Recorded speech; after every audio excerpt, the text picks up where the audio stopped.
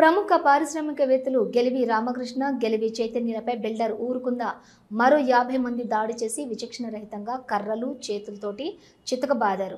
నూనెపల్లె ప్రాంతంలో 40 ఏళ్లుగా ఆయిల్ ఫ్యాక్టరీని నిర్వహిస్తూ ఉంది గెలివి ఫ్యామిలీ. ఫ్యాక్టరీ సమీపంలోనే ఈ ఫ్యామిలీకి 50 సెంట్ల స్థలాన్ని ఎవరు కబ్జా చేయకుండా 4 ఏళ్ల క్రితం ప్రహరీ గోడను నిర్మించుకున్నారు.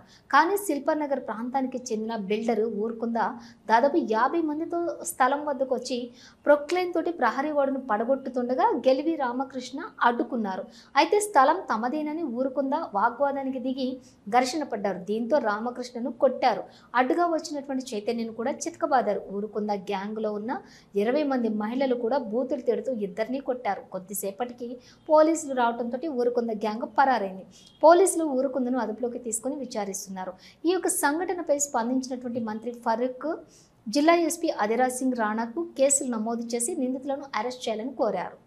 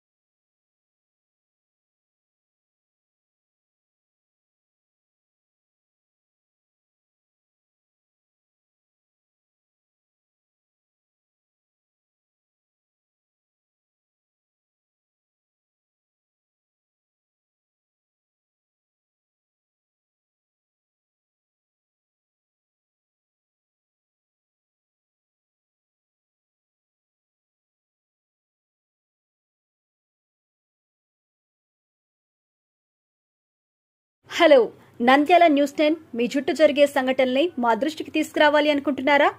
అయితే ఇంకా ఆలస్యం ఎందుకు? మా వాట్సాప్ నెంబర్ 9849700865కి సమాచారాన్ని ఎప్పటికప్పుడు పంపించండి. మా నంద్యాల న్యూస్ 10 ద్వారా మీ సమస్య పరిష్కరించుకోవడానికి ముందడుగు వేయండి.